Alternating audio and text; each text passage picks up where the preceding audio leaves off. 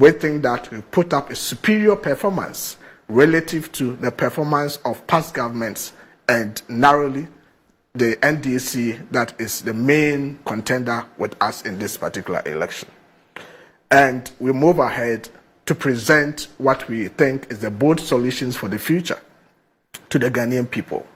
We've said a number of things, and we believe that if Ghanaians judge us based on what we've been able to do and give us the opportunity to continue, we will be able to deliver more to the Ghanaian people. Then the question comes to, what do you think you've been able to do that you think that the Ghanaian people should give you the chance to continue? We think that, yes, we've not been able to create jobs for every single Ghanaian youth or Ghanaian in this country. The unemployment situation is still high, but the fact still remains that the NPP government, led by President Adongo, has been able to deliver at least 2.3 million jobs to the young people of this country. This is a fact. This is something that is verifiable. We've put that data out, and if anybody has a contrary data, we want to subject ourselves to such interrogation. But we think that there is still more to be done, because yes, according to the World Development Index data, we've been able to reduce the rate of unemployment from 3% in 2017 to 2019 to 5% in 2016, and even youth unemployment 6% down from 10%. But there's still more, a lot of young people who do not have jobs, and we need to create more for them. And the 2.3 million jobs that we have created, that is not enough to cover all the unemployed youth in this country. It's the highest any government has created since 1992. So in terms of superior performance, we think that we are credible, and we have provided that. Doc, so we'll hold on here, and then I'll bring in Honorable Adongo to deal with the issue of your performance. And then after that, we'll now look at what you're promising. Excellent. But help me with something on the job issue. Yes. I need a clarification on yes. it, then we'll move on. Yes. Now, you stated, and it was at your program, that you've created 2.3 million jobs. Yes. 1.4 million of these jobs in the public sector. Yes. Okay. Now, the Comptroller and Accountant General recently appeared before the Public Accounts Committee, and he spoke about 760,000 persons on the government payroll. So I would need some clarification on this. And then I stand to be corrected, but my check suggests that Senate has an active membership of 1.2 million. Yes. Senate has an active membership of 1.2 million. So how come that government has created 1.4 million new jobs in the public sector, plus another 900,000 in the private sector, yet Senate has 1.2 million active members?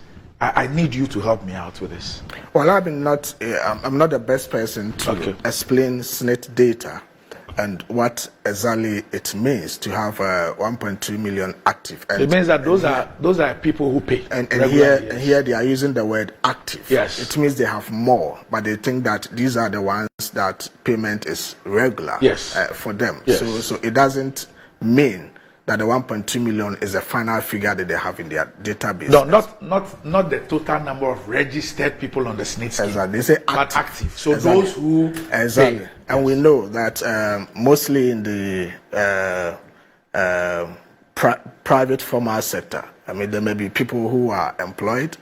Maybe SNIT payment was done one or twice, and the companies are not paying further. You know, these things happen. And so because Senate has said active, I think it will be better for all of us to understand it very well if we get to know the total number of registered, people in the Senate database. Look, why I find it curious, Doc, why I find it curious is that if we know the number of public sector workers, I mean, proud to government coming into office. Exactly. So if government says that we have added 1.4 million public sector jobs, public sector workers registered on SNIT are considered as active. Exactly. Okay. Exactly. So if we already had a certain number on the public sector payroll, and government, and that number should be in excess of 600,000. Exactly. Now, if government has added 1.4 million people onto the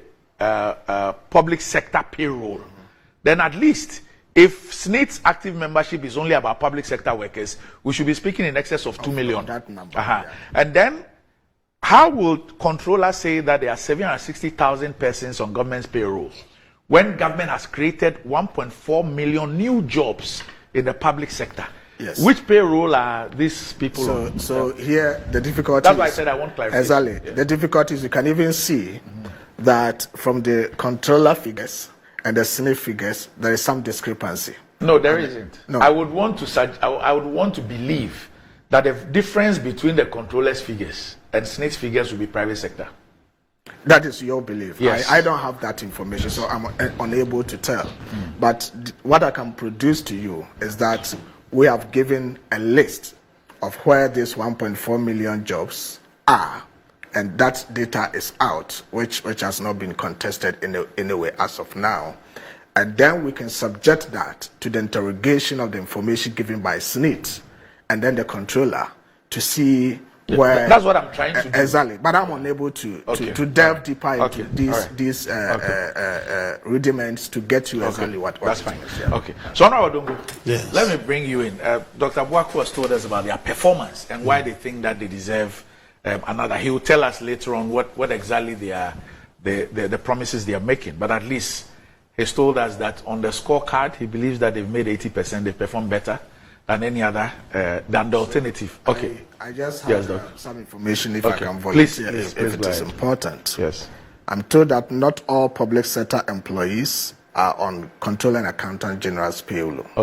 And then two, SNIT does not have data on all the security agencies because they don't contribute to SNIT. Okay. And then also, most of the private companies in Ghana declare their workers to avoid. That is I don't even want to go to the private. Exactly. But so these are the public sector. These two information are provided, and it's something that we can all look at. Okay. That one, not all public sector employees are on the Controller and Accountant General's payroll. Okay. So it is likely the Controller and Accountant General will have a lower figure. Okay. And then two, SNIT does not have data on all the security agencies because they don't contribute to SNIT. Yeah, but these are but we have the data. You provided the data on the jobs created in the security services. Exactly. Yes, and that does not exceed 100,000 in the security services. Yes. So, but this is information to more or less. I don't doubt that. I'm saying that I've analyzed all those. Exactly. Yes, and I'm saying that even if you took the jobs, that breakdown, you took the jobs created out of the security services out of it, there's still a gap. Of about 600,000. And I'm finding out where, not even 600,000, there's a gap of about 1.2 million. Which would be strange anyway. Yes, exactly. So I'm trying to find out where those people are. Exactly, so we can find out. Yes, Honorable. Randy. Yes, sir. Sometimes when I listen to this government and this spokesperson, I find it difficult to understand whether they are in this country or they are speaking about another country. Why? Because they've messed up this country. Everybody is aware of that. People are struggling. Data from reputable, independent bodies speak differently from the data that government cooks in their offices. I would prefer to rely on data from reputable institutions that are independent of government because I don't trust government data. And I heard him keep saying that we believe. No. There must be verifiable and credible data. The World Bank reports that the unemployment in our country has moved from 14.6%, I mean from 8.6% to 14.7%. And you have a government saying that it has created more jobs. How does that happen? But that's possible. Yes, but which data are we using? No, I'm saying that in nominal terms, yes, it is possible to have created more jobs. Yet those jobs will not be sufficient in terms of rising population and people who are of working age. Randy, look at the difference.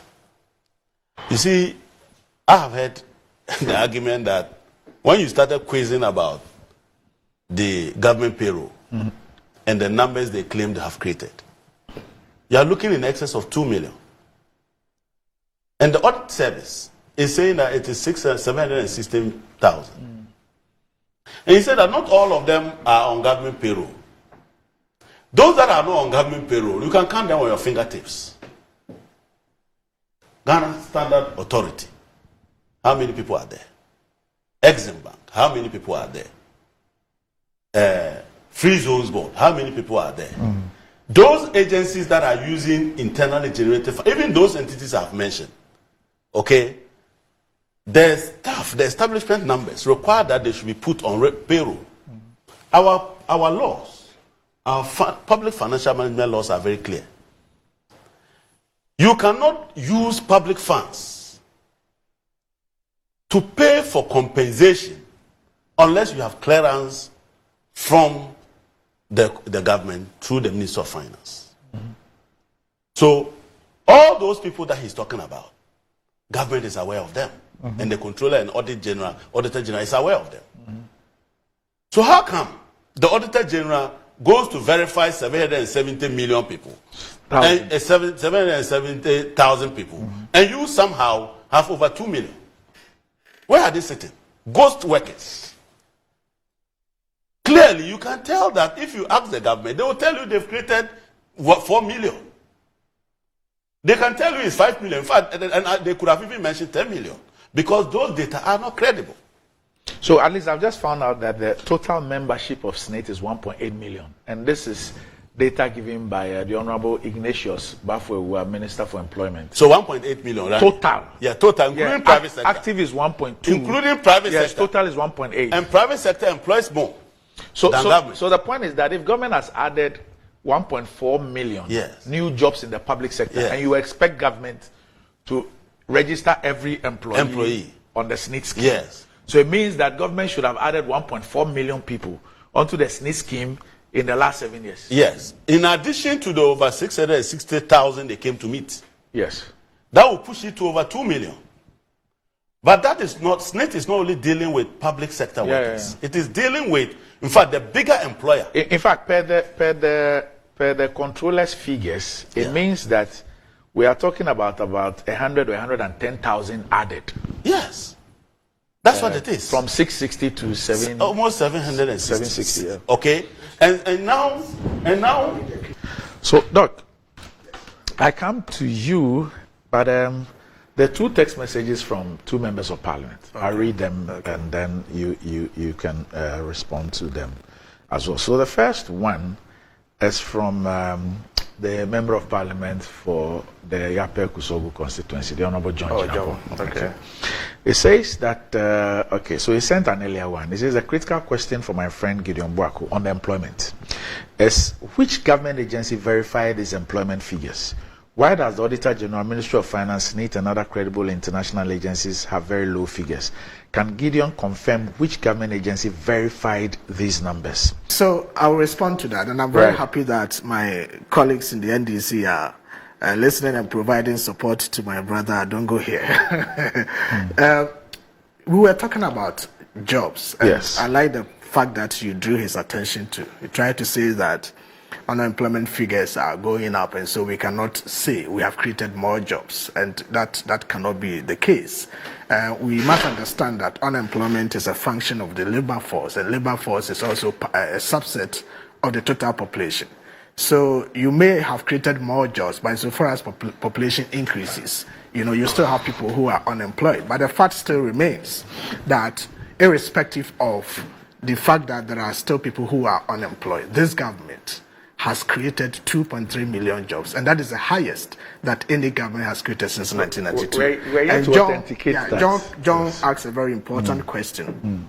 So I have some data here and I can share with you. And this is data that we have put out that is in the public domain. If you look at SNIT data, this is data provided by SNIT.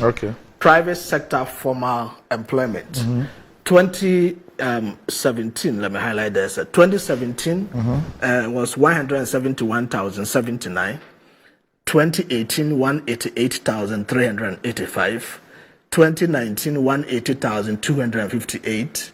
2020, 123,962. Give me the 2020 figure. 2017, 18, 19, 20. 2020, 123,962. 123. Yes, 123,962. 2021, 158,214. 2022, 153,266. And that sums up to 975,164. And this is from SNIT. This is private, they call it private formal sector from SNIT. And that is what you add to what government has aggregated as public sector employment. That comes to... Is this private sector or government sector? What I gave you is private formal. That is how SNIT... So private sector. Exactly, private. Yes, private and sector. then you add up to what is in the public sector. That is where you come to the total figure that we are coming. And there's a breakdown of the one in the public sector. It's a whole Excel sheet. Okay, that captures the breakdown of what is also in the public sector. So that has to do with the jobs data, and we can... Yeah, but if we add all this private sector ones, if we add that, it's getting close to 1 million. Yes, that is 975. So 975. Yes, 975,000. Okay. So if you take the active, not active, the total membership of SNIT, as at end of year 2023 was 1.8 million. Yeah. Okay.